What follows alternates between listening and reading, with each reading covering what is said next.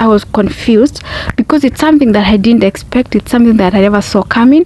And akapo nakwambia ananishautia na niasubuhi. She was like, pray to your God that she gets well. If she doesn't get well, you're going to jail. I'm like, you're going to jail for what? You did not do it. You're very innocent, you know. So ushaambiwa hivi, yani tu muomba maombi yako, like ni kama tu naomba maombi ya mwisho because you don't know what next.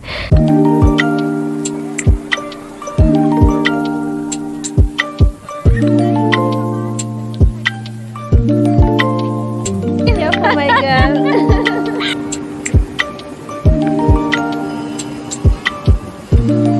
Holly J, may God bless you. Welcome. Hi guys, Saseni na hope mko poa, niko fiti, and I thank God for everything. Karibuni sana in our today's video. Thank you so much for stopping by and thank you for clicking it.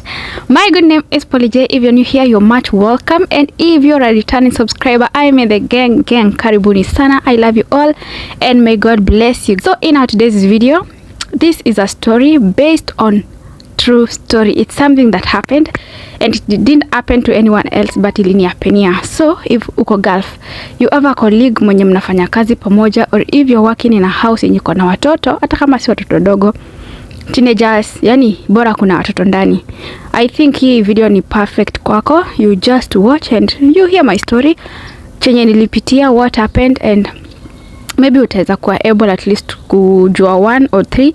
And also ningependa kujua if you have a colleague mnafanya job pamoja and mnapatana au ikoaje, you can also share your experience hapo hivyo chini, because najua kuna watu kadhaa pengine tushaikuwa na colleagues ama still tunafanya na colleagues. Like now sina mfanyikazi mwingine tunafanya naye, so niko peke yangu, and it has taken me a while to share this story, but I think it's about time I share it with you guys.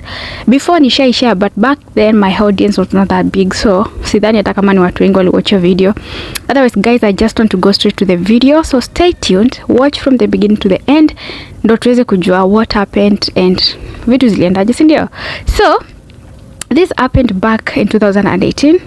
Kwa wale ambao wamekuwa mkinifuatilia ama if you've been following me from huko kitambo huko nikiwa mgeni kwa YouTube, like you know my story, like I have been in Qatar once and I am now in Dubai.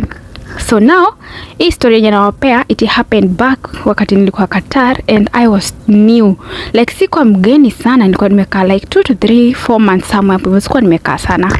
So what happened, like place yenye nilikuwa nafanya, nyumba yenye nilikuwa nafanya ilikuwa na watoto 5. Sitawaita watoto manake tuseme like they were all like teenagers. Unajua huwa wanazaa watoto wakifuatana sana, so unapata like mtoto wa kwanza hajaacha mtoto wa pili na hajaacha mtoto wa tatu sana, like ni kama wale wa haraka haraka. But now what happened in that case, like kulikuwa na first born alafu second born walikuwa ni twins, third born walikuwa bado ni twins, so walikuwa watoto 5. So what happened, it was just like any other normal day, but now at sometimes kuna times tu tulikuwa tunaachana watoto like siku 2 ama siku 3. Mama yao anaenda juu, alikuwa gamse wa business, so sometimes she could come in Dubai kubai vitu za biashara na anarudi because also pia bwanake yuko huko. So what happened, I remember very well, like the lady was not around and she left the kids with us. But wakati mama yao hayuko, because baba pia yuko mbali, like sometimes their uncles or maybe cousins, like mtoto wa familia alikuwa tu anakuja maybe siku moja, anawaona, anajua watoto wako poa hivyo, like let me just call them kids because walikuwa wadogo wangu, that's why nawaita watoto. So kuna mtoto angekuja kuangalia kama tuko sawa halafu anaenda hivyo. So what happened, I think ni wana venye uko na watoto ama ushaona mzazi yako na watoto, then ni kama anawaonyeshaga tofauti fulani, and we used to see that difference, but inafika point so unasema mimi ni mfanyikazi, like you cannot ingililia mambo ya wenyewe, okay? So we had noticed like ni kama kulikuwa na tofauti fulani kwa wasichana na mama, like let's say for example, so najua huku kama wewe ni kijana, like tuseme kwa mfano mnaenda shopping, obvious utaenda na babako, wanaume wanaenda kivyao, wanawake wanaenda kivya, but now utapata time yenye pengine wameenda kushop nguo za Ido, wameenda tu hizi lesha tu zao, alafu wanapatana na vitu tu wananunua. Utapata vitu zenye zimenunuliwa ni za mama, vijana na baba, lakini wasichana hawajanunuliwa. So what these girls used to do, because wote venye nimesema walikuwa teenagers and ni venye walizaliwa haraka like wote tu tuseme wanatoshana. So what they used to do, walikuwa wanachukua nguo za mama yao sasa wanavaa, like tuseme t-shirts na trouser, tule tu trouser tuna expand tule. So they used to share clothes with their mom. And ilikuwa inaleta shida sana. Like mama yao anauliza mbona mnachukua nguo zangu? Of which mama yao hawanunuliagi nguo. Eti wakienda kwa malls kubai nguo wakisema wanataka hii, mama yao anawaambia hapana. Unaona? So the lady was so strict on the girls. And kuna msichana mmoja wao, I don't know what really happened. Mimi sikuwajua kama kulikuwa na argument between mama na watoto ama tu kifamilia, I don't know. Juu unajua kama mfanyikazi huwezi shindie tu kuingililia kujua ni nini ili happen, shida inatokea wapi, like unafanya tu kazi yako. So what happened this day, mama yao ameenda kumbuka, so tumebaki na watoto, mimi, mfanyikazi mwenzangu, halafu watoto, hakuna mtu mwingine na dereva, lakini sasa yeye anafanya kazi like ako nje ya nyumba. So what happened, ilikuwa like evening wakati wametoka shule. So unajua wakitoka shule watakuja walale, alafu ikifika around kitu 5 wanaamka. So that day we were asking like tunapika nini, because every evening lazima tuulize mnataka kukula nini. Huko si kama Kenya tunajidecide tu like tutapika hii. So you have to ask the kids mnataka kukula nini. Usikuje end up kupika chakula na waikatae because hawataki kukula. So we were asking them like mnataka kukula nini, unajua. But wote wanakaa tu ni kama kila mtu anataka kuhoda. But I realized something, kuna huyo msichana mmoja like ukimwangalia anakaa tu mwenyewe yuko down, like anakaa ni kama ako na shida. Unajua like tu ukiona mtu na ni mtu umemzoea utajua huyo mtu ako na shida fulani. So nikajipeleka mahali yuko, alafu alikuwa amejifungia tu mahali kwa room peke yake. Nikamuuliza uko sawa? Alikuwa kwa majlis. Nikamuuliza are you okay? Akaniambia niko sawa, but kanalia. She's crying lakini anasema kwa sawa. So nikamwambia no, nakujua you're not okay. Can you share it with me? Like unaweza niambia ni nini mbaya? Because by the end of the day now remember like if the parents are not around na wewe ndo mfanyikazi tu pengine mko hapo, of course pengine tu unajua ile tu humanity, you want to know what is wrong, maybe utakaongelesha vitu kama hizo. So that is now when she started to open up. Akaniambia akona shida, hata saa zingine anashangaga mbona mama yake hawapendi, but now I don't know why ilimuhit different kutokana like si kama wale wengine. Nikamwambia hapana, hakuna mzazi hapendi mtoto wake, like anakupenda. So pengine wewe una overthink ama umekuwa tu ukifikiria sana, that's why unaona pengine hakupendi vitu kama hizo. So what happened after we talked, akaniambia ni sawa tu unaona, and I left and I went again. Like me tu roho yangu ilikuwa inaniambia hapana, go talk to her, endo muongeleshe, endo usikie ni nini mbaya. So I went again for the second time. I talked to her, but she was still crying, you know, she was still crying. And now I decided no, I cannot just sit down and handle this alone. Acha tu niite mfanyikazi mwenzangu, juu yeye ndo amekaa hapo sana. Juu si unaona mimi bado nilikuwa mgeni, yeye ndo amekaa hapo sana, pengine ataenda kumuongelesha. Nao wakati ningeenda kumwambia ngombe so amejifungia mahali fulani and she's crying na mimi sijui. So wewe ndo unamjua sana, at least you can communicate with her in their own language. Ebu ndo muongeleshe ujue shida iko wapi, like ni nini imefanyika, just try to talk to her. So venye alienda akakakuta kakilia, sijui waliongea wakasema nini, alafu msichana akatoka hapo akaenda kwa room yetu hisi. So nikamfuata tena nikamzoma umemuongelesha, akaniambia mimi nimemuongelesha lakini achana na yeye, you see, achana na yeye. But deep down that is not me, like mimi niko tu hivyo. If I happen to see uko na shida, yani sinaga hiyo peace until nihakikisha at least nimekusaidia, you know. So huyu msichana ananiambia achana na yeye, achana na yeye, usiende hapo. So mimi nilienda mara, I think nilienda hapo like 4 or 5 times just to make sure that she's okay. Like you just want to know if she's okay, and if she's not, how can you be of help, you know. And I remember kuna mali nimeskip before. Sasa ni notice msichana amejifungia mahali. Kuna time tu alikuwa ananipita tu hapo, but alikuwa ongea na mtu, then she happened to mention kwa siblings wake like nyinyi mnajua nimekunywa, I think alikuwa amekunywa 15 tablets of Panadol or something. Alikuwa amekunywa saa chat mzima. So jana kwa gana nini kaa 2 hivi zimeshikana. So alikuwa amezikunywa zote. Even ndo alikuwa amesema like she was like, "Hey, mimi najua I have already taken like 15." Because alikuwa anasema anaumwa na kichwa na haiponi. Akikunywa dawa haiponi, you see. But it's like she was trying to do something else, but sasa like alikuwa anajifichia hapo kwa anaumwa na kichwa na haponi. So I was like, yani mtu anaweza kunywa hizo tablets zote alafu anatembea. So mimi sikuchukua serious. But wakati nilienda nikapata amejifungia mali, now that is when I was worried. Like huyu mtu hapana, she might not be okay.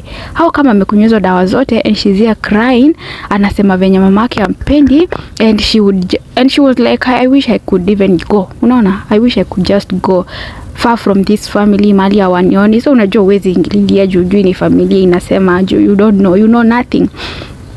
So mimi nikakaa tu, like I used to go naende huyu mfanyikazi mwenzangu na kuja huku. So ikakuwa hata masaa ya kupika hakuna. Thank God before tupike uncle akapiga simu akasema msipike chakula na kuja na food watoto wakule. So alioda chakula, akakuja food wakakula, tukamaliza kazi yetu. So huyu msichana hakukula. Wakati wenzako wanakula alisema yeye hakuli. Remember lunch alikuwa amekata chakula, ndio huyo amekula hizo dawa, and now it happens that at dinner she did not eat. So I was like, then I happened to tell her uncle, you know, she did not eat. Like uzuri wa huko, they could all speak English, even though it was like kind of broken, but we could understand each other, you know. So I was like, and so did not eat lunch, and she did not even eat now. So the uncle was like, eat your food, blah blah blah, all that stuff, but she did not eat. She said she would eat later. Now you know they are all big kids, and huku watoto like huwezi lazimisha kufanya anything, you just give them your freedom. So that is what really happened, and she did not eat. Now ilifika point nikaona hapana, let me just wash my hands of this story. Na kuwash mikono yangu ni kufanya nini? Ni kuongea na sister yake, sasa twin sister wake. Nikaenda nikamwongelesha because their big brother was not around, and they were the second born, alafu kulikuwa na last born sasa. So I went to her big sister, like let's say her sister. Nikaenda nikamwambia, you know, fulani amesema, mimi nimesikia akiongea. Akaniambia, how did you know? Nikamwambia mimi nimesikia akiwaambia huko juu. Akasema hata ameambia best yake mwingine tunasoma na yeye eti amekunywa tablets kadhaa, unaona. So I was like, so you know, and you're here seated, and you're even not like worried about your sister or something. She was like, let her be, you know. Then I was like, this is so serious, you have to tell your mom. Then me sikuwaga na airtime, and you know our phones were taken, like we didn't have smartphones with us. So hakuna venye unaweza mpigia, and she's out of the country, ako kwa nchi nyingine, hauna airtime ya kumpigia. You know, if uko online at least utaweza kumtumia hata voice ama message, at least ataiona. I had nothing. So nikamwambia, okay, call your mom, I want to speak with her, or give me your phone, I send an audio to your mom, I just want to let her know what is happening. And she was like, no, mamangu hata anakuja leo, hakuna haja kumwambia. Already I've talked to one of the family members. And remember, all this time mimi ndo nashughulika like hizi vitu zote, kwenda kwa msichana, kurudi, kuambia huyu, like my colleague hayuko. Naenda namwambia, how come you seated here? Na unaona kuna kitu ina happen na inaweza tuletea shida. Niambia achana nayo, wewe kuja ukae hapa. So mimi sikujua kwa nini like she was against me nikienda kusaidia huyu msichana ama vitu kama hizo. So kumbe hii time yote my colleague alikuwa hana raha nikifanya hizi vitu zote, like she didn't want me to do it. I think I think alikuwa wale wasewa kwamba anataka tu aonekane ndo anajua everything. And now wakati aliona ni kama na concentrate sana na huyu msichana, akaamua kuachana na hiyo story na aniachie ni handle kivyangu, hajifanye yeye hata alikuwa hajui chochote. So ikafika usiku, mama yao akakuja. Now you know kasichana kako tu like kanakaendelea tu kukaa weak, like she's getting weak and weaker and weaker. Remember, this person has not even eaten.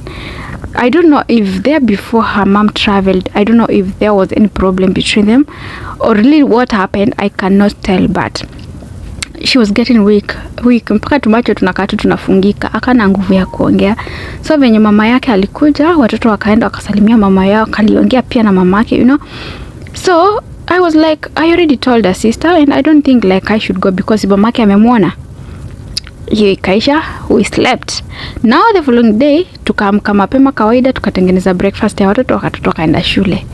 Now this is where now the drama started. Like mtoto ameenda shule, tuseme wameenda shule tu wote. It was I think around 9 a.m. Then the mother was called from school, akaambiwa your daughter is sick and she passed out, amepelekwa na ambulance hospitali fulani, come very quickly, your daughter is in a critical condition. What? So I don't know, my colleague wangu kuna kitu aliniambia eti madam ameamka lakini hataki breakfast, anaenda hospitali. Nikamza hospitali kufanya nini na si mgonjwa? Eti unajua so and so amepelekwa hosi. I was like so kwa mind yangu ni ile story ya jana sasa ndo ina run kwa mind, unajua that story ndo inajirudia kwa mind yangu. Could it be this? And if it's that, does the mom know? So ile tu kuclear mind yangu, you know, mimi sitaki kukua na lawama yoyote. I went to the mom, nikamsalimia good morning, and she was like I will be back, I'm going to the hospital. Then nikamwambia naenda hospitali kufanya, like I didn't know. Then nikamwambia, remember I think colleague wangu juu alikuwa wa kwanza, ni kama kuna kitu alimwambia, because nilifika na akaniuliza, is there something that you're not telling me, you know? So I was like, something like what? I'm just here to say hi to you and to know if you need something, but you said you're going to see so and so in the hospital, and yesterday she was complaining that she might have taken or maybe she might have overdosed. Then she was like, so you know, and you did not tell me, and I am the mom, you know, if you're left here, those kids are like yours, you have to take responsibility, oh blah blah blah blah. I was like, so mimi hata sikuweka huyu mwenzangu kwa mess, like sikumwingiza hata kwa story, but my thoughts were, if she knew, I told her, she went there, she saw it herself, and she decided to stay in the room and not to go there again. How come this is happening and she has turned her back against me, and now nimebaki tu kwa story kama niko peke yangu? Like it's like you were feeding that person, it's like you were telling her take the drugs, you know, it's like when ulikuwa unampatia. I don't know if you get it. So at some point I can say I was confused, because it's something that I didn't expect, it's something that I never saw coming. And akapo nakwambia ananishautia na ni asubuhi, she was like, pray to your God that she gets well, if she doesn't get well you're going to jail. I'm like, jail? Hata si Kenya unaenda jail nje wenyewe. Then you're going jail for what? You did not do it, you're very innocent, you know. So the girl was rushed to the hospital and she didn't wake up, like she was unconscious for almost 8 hours. Akiwekwa tu madawa, akiongezwa maji, all those stuff, sijui glucose, sijui nini, and even the blood pressure was very high. So all this time ushaona like nile, so ushaambiwa hivi, yani tu muomba maombi yako, like ni kama tu naomba maombi ya mwisho, because you don't know what next. So I was just like, I'm just like, God, please God, don't let it happen, please just make sure that she will be fine. Mistake anything it happened, because if anything happens, like what will people say, you know? And you know very well like you never did it, ukufanya, but juu kuna mtu mwingine mnafanya kazi na yeye anakukula nyuma, yeye anajichunia tu kwa mfuko, and she cannot talk and say I did not do it, you know. So she slept. Now you know, if something like that happens na hospitali washajua huyu ni mtu amekunywa dawa mingi, it's like she was trying to commit suicide, ikakuwa sasa ni police case. Unajua ni kama tuseme kwa mfano umepigwa alafu umeenda OC, unajua kuna point wanakuangalia wanasema mpaka P3 ikuwe involved. So that is just an example, and now the police was involved in this case. So si makara wakakuja hospitali, they want to take the statement from the family, na pia wanataka wakuje nyumbani wachukue statement kutoka kwetu juu sisi ndo tulikuwa na watoto. So luckily msichana akamka, she woke up but she was very weak, she couldn't talk, and I don't know what really happened huko kwa hospital now, because mimi unajua niko hii side nyingine, like I'm just in the house, nimeshtuka, I have not done anything since waende, because nashindo now what else, what next, you know, I'm just in between there. So I remember, so unajua ni mtoto mmoja yuko hospitali, alienda na sister yake juu walikuwa the same class, so kuna hao wengine wenye wamebaki shule bado nafaa waendewe. Mama yao akapiga simu akasema, mimi na ukumbuke mimi ndo nilikuwa na waendea, like tulikuwa tuna exchange weeks. Hii wiki huyu colleague wangu akiwaendea shule, hii wiki nyingine mimi ndo naenda kuwachukua shule. So it was my week to go and pick them from school, and I was getting ready to go there. Alafu colleague wangu alikuwa amejifungia kwa choo akiongea na simu. So that is when I realized that she was the one who was feeding this lady with stories zenye hazikuwa, ndo huyu mwanamke aendelee kunichukia na kuona ni kwamba I did something. So I was like, I want to go to school to pick the kids. Then she was like, no, madam said you should not go to take them, I will go. Then I was like, kwani imefika hapo? Juu unajua the only freedom yenye huwa tunapata like we used to get ni wakati tu pengine umetoka kwa shule utapatana na Wakenya wenzako mcheke pamoja, you know, but now that opportunity imekatika, like hakuna completely. So I was like, okay, so nimebaki kwa nyumba, wacha nilie. I cried like unajiuliza, what is my fault? What did I do? I was just trying to do my job. Mi huyu mtu sikumbatia, akizikunywa I did not see it, sikumwona akikunywa. How come now imefika mahali it's like it has been my fault because I was trying to help, you know? So ikaenda hivyo. Then luckily that same day the mom came back.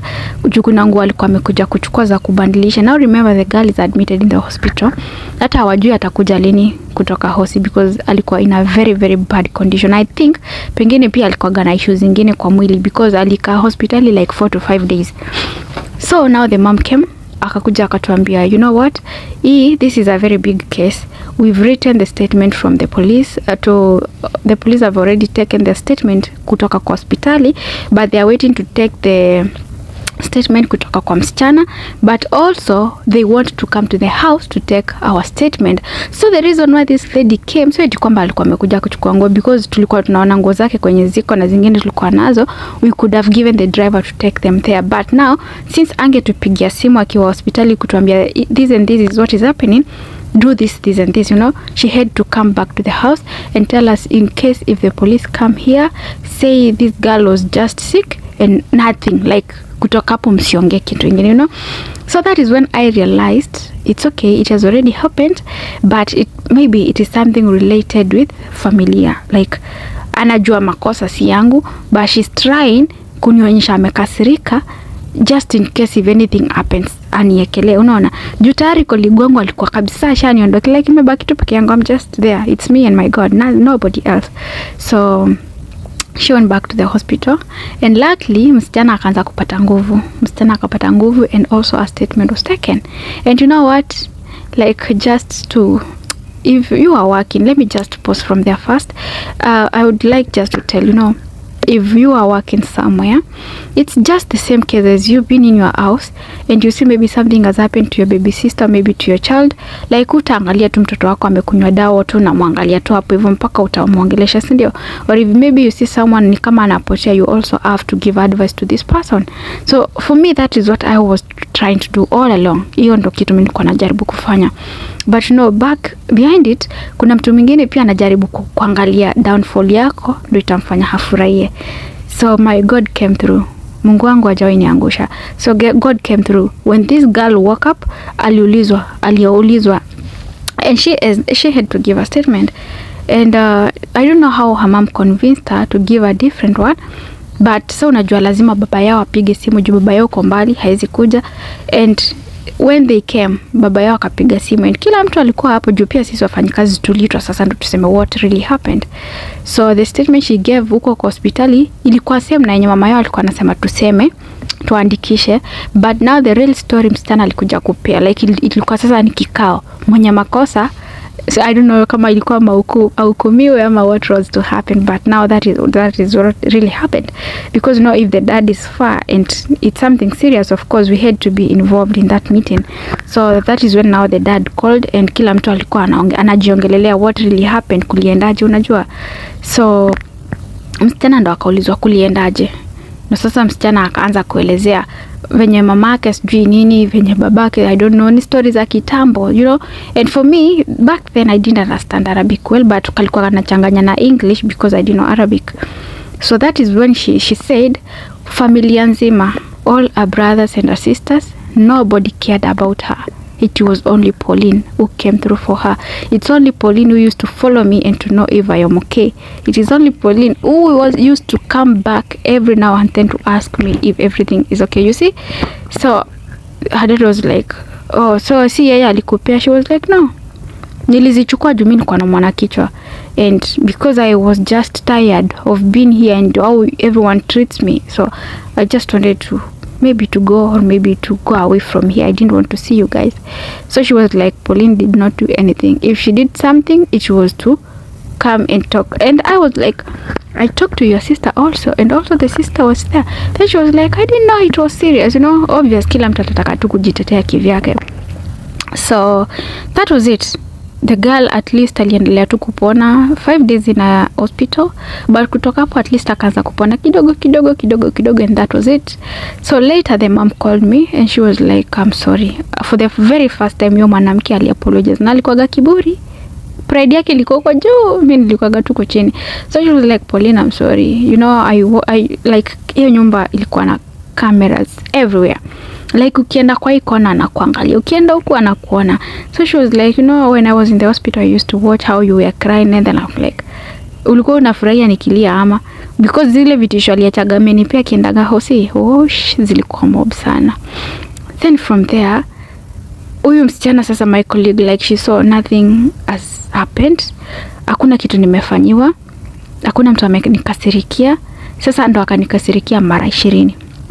Unashindwa, kwani what is your problem?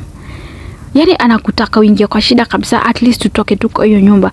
I don't know what happens with other people, but what I can say, maybe from the first day that lady didn't want me to work with her, because unajua si Mkenya mwenzangu, she's not an African, ni mtu anatoka continent ingine. And you know, these people sometimes anakuangalia na she's just black, you know.